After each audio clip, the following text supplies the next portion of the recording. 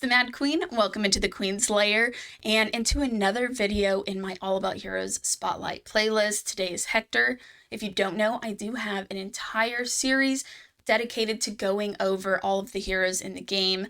It's not complete as of yet, but we are making progress on that. So if you're interested in finding out more information about other heroes like this, you can check out that playlist, which is on the main channel of my YouTube, or I also typically link it at the very end of the video as well, so you can easily access it there.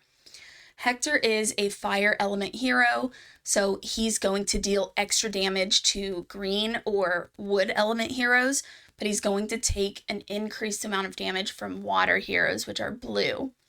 Hector is honestly an OG hero. He is not new. He's been out for quite some time, and he was out before the game was even globally released. In this video, I'm going to talk about quite a few things.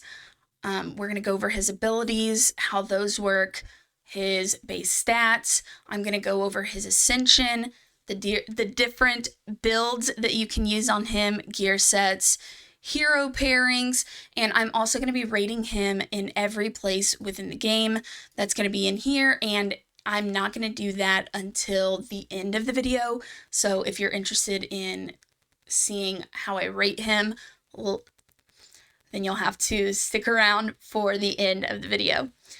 As you can see, I do have mine at level 70.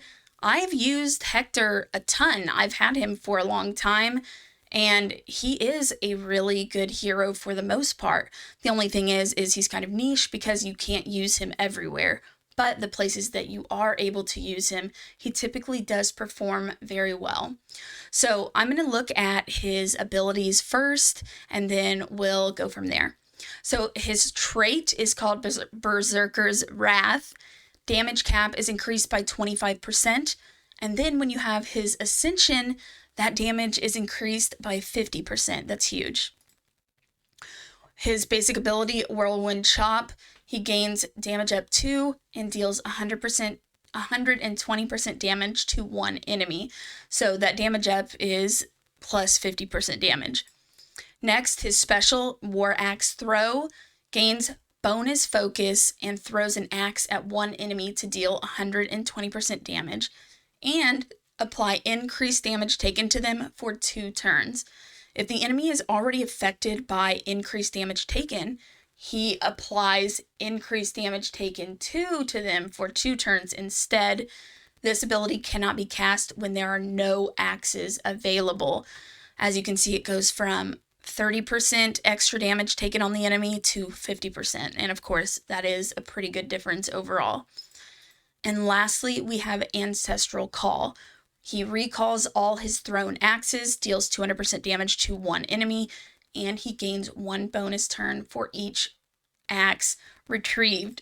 As you can see here, aesthetically, he is holding 2 axes. He does have more than 2, and even though it doesn't say, there is a cap on the amount of axes that he can store, and that's because, if you remember from his ultimate ability, he's going to get a bonus turn from each of the axes he has thrown out and brings back. So they have put a cap on how many there can be, but they don't actually put that in the description. I'm not sure why. So Hector can be really, really good in 2 places specifically that you're going to see him most commonly used are going to be in Tulpa, and then also he is very, very good in the Banker. He is a single target damage dealer, meaning he's not going to be able to hit multiple targets. He's just going to hit one. That's why he is more of a niche hero. I wouldn't exactly call him niche, but he just doesn't have as many uses as other heroes because of that. His kit is really good. This guy can be extremely powerful. I mean, you can get a lot of damage out of him, and those are not the only two places you can use him. Those are just the best, most common places that you're going to look to use him in overall. But it's really neat because he does throw out axes, and at some point he's able to recall those, and he's going to do an ultimate ability where he smashes down. It's funny because he like blows on the horn that he has on his back, which is like huge. That's a huge horn. I don't understand, but I don't know. He's got the muscles to hold it, I guess, right? Because he's throwing these big axes around all the time. Anyways, he blows on his horn and he does an insane amount of damage, and then he's able to give himself extra turns. What's nice is with this second ability, you're able to get this increased damage taken too, because the first time you apply the increased damage taken, it lasts for 2 turns, so it lets you stack and get the bigger version of increased damage taken the next time this comes up. So that is really nice, and it's going to enable not only him, but also the people on his team to also do extra damage to the target that they are attacking. For his base stats, he does have really good base stats as far as a legendary hero goes. He has 1500 attack, 6000 health, 619 defense, 105 speed, 8% crit rate. His attack is really, really good. This is top tier. He is also doing pretty well as far as speed goes. It's not the best, but it is honestly pretty decent overall. And if you are able to get him or get multiple copies of him, he is worth building out, but he's not going to be, honestly, probably in the top 10 or 15 heroes that I would choose to go ahead and put resources into. And if you are interested in taking him to level 70 at some point, he is also not going to be a huge priority as far as looking at your top 10, but if you're trying to gauge maybe top 20, he would probably be up there somewhere in the top 20. Hector is, honestly, he is really, really good. If you have the opportunity to get him, definitely test him out. You can have a lot of fun with him, and his animations are really neat, actually, and in my opinion, he has one of the best animations out of all the heroes in the game. So next, we are going to look at his gear. This is what I currently have on him. This is not a super amazing set, but he is able to give himself extra overall damage. So I have him in, honestly, a little bit lower gear than I should, but this is for the guild boss specifically. I actually haven't been using him on my guild boss now because I have gotten a bunch more heroes and I like to just switch it up. But I have a curse set on him, and it ideally would be good to also have the warrior set. You do want Hector to be typically the first person going on your team in the guild boss. That's because of his increased damage. You want everybody to go after that so you're not missing out on potential extra damage on your team. And I think I have speed boots on him. Yes. So I have speed boots on him, and that's why he doesn't have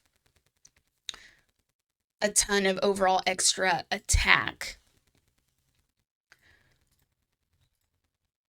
You can see I have 4,400 attack, 13,000 health, 1,200 defense, 195 speed, 107 crit rate, 263 crit damage. This is a really average build, but using this build specifically, I do use this for Tulpa too, not Tulpa Stage 2, but Tulpa as well. It works just fine. He's not somebody that you need to honestly worry about super building. Because of his kit, he is able to, just do a lot of damage overall. As far as other sets, besides the curse set, which is going to give him an extra turn potentially, and the warrior set, which is going to increase his overall attack, he's also going to be really good with the assassin set. That's going to be something you can take a look at putting on him, because the assassin's set is going to enable him to do extra increased damage to the main target, and he doesn't deal AoE damage, so that is a nice extra boost for him. You can also put the Soul Ripper set on him, which is also going to be good, or the Rage set if you're a newer player and you can't get the crit rate you need. Of course, in my build, I could potentially lower the crit rate here, maybe lower the speed a bit. It depends on who he's being paired with. His crit damage could be higher and his attack could definitely be higher. I wouldn't have any issues getting more attack if I took his speed boots off, but like I said, on the guild boss, and honestly in Tulpa, whenever I have him on the team, depending on who's with him, I do want him to either be going first or second so that we can get that increased damage taken debuff on the main target as soon as possible. If you are wanting to know who you may pair with Hector for the guild boss, there are actually quite a few options. You want to try to use heroes that can potentially take quite a few turns. Hector can take multiple turns, but it's not going to be enough for him to be one of the bigger sources for keeping the rage meter down on the boss. If you were lucky enough to get Mikasa or Aaron, that's going to be good. More specifically, Aaron, because he's going to be able to put debuffs down. He's also going to be able to get him to take take a couple extra turns as well. But outside of that, Bulin, Opal, Jacob, Scarlet, Marion Shadowblood, William, all of these guys are going to be really good to pair with Hector overall. You can also look to use Urindel. He's going to get a turn every time one of his allies hits a critical shot. So, of course, if you have 100% crit rate on Hector, he's going to be taking a bunch of extra turns, which is going to help that rage meter as well. You can also look to pair him with Brand, the normal Brand, not Brand the Brilliant, because he can do a lot of damage, but he's also a little squishy. It's not too bad. There are worse, but Brand, if you have him ascended, is going to give him a shield based on a certain percentage of Brand's health, but he's also going to give him attack up, the big version, and the big version of defense up as well. So those are going to be huge for him to help him survive and deal extra damage. Of course, if you're going to use Brand with him, then you would want Brand to go before he would. But if you're going to use him in the guild boss and you're not pairing, honestly, don't put him with Florence. I have seen people that like to do that. If you have both of these heroes, don't put them on the same team. Put them on separate teams for your guild boss. That way you have the increased damage bonus for both turns, because that really does make a pretty good impact overall on what you're able to do in the guild boss. Now, lastly, I'm going to talk about his Ascension quickly. You get it on the second Ascension, which is nice. He is an OG hero, which is why that's a thing. Now they only come out with 5th Ascension because they want us to spend a lot of money, but you know, it is what it is. So I'm going to go ahead and rate him everywhere in the game. As you can see here, they do have the Assassin and Rage set.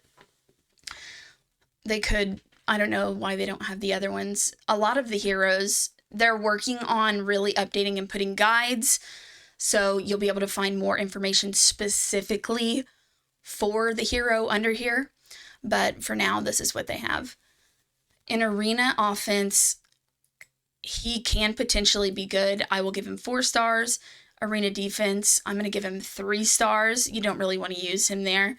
The No Man's Land Bane Wraith, he is red and this is going to be green, so of course he's going to be able to do extra damage overall because he has an affinity he has an affinity bonus over them, if that makes sense. So I'm going to give him 5 stars here. No Man's Land. Oh, wait. The Flame Lizard, I'm going to give him 3 stars. He's okay, but he's not going to be a really viable option to use there. As far as Wrathful Flood, I'm going to give him 1 star. You're not going to use him here. I don't understand some of these ratings, honestly. Holy Lord of Light, I'll give him 4 stars. Shadow Captive, 4 stars. Roaring Tulpa, 5 stars. Ash Magisteria, why does he have a 4.2 rating? I'm going to give him a 2. Queen of Tides, I'm going to give him 1. He is a weak affinity there. Witch of the Wind, 4 stars. Gemini, I'll give him 3 stars, and that's going to be more so if you're in stage 12 or below. And then for the Armored Incursion, I'm going to give him 5 stars. He is best used either here, like I mentioned, in the Banker, which is what the Armored Incursion is, or in the Roaring Tulpa. If you guys have any questions or comments, anything that I maybe forgot to mention or something that was unclear, let me know in the comments. I would be more than happy to clear it up for you. Also, if you're a new player or an experienced player, join my growing Discord community. It's an excellent place for beginners to ask for advice and for experienced players to help share some of their advice and experience as well. The link for that is going to be in the description. Thanks for watching, and I'll catch you in the next video.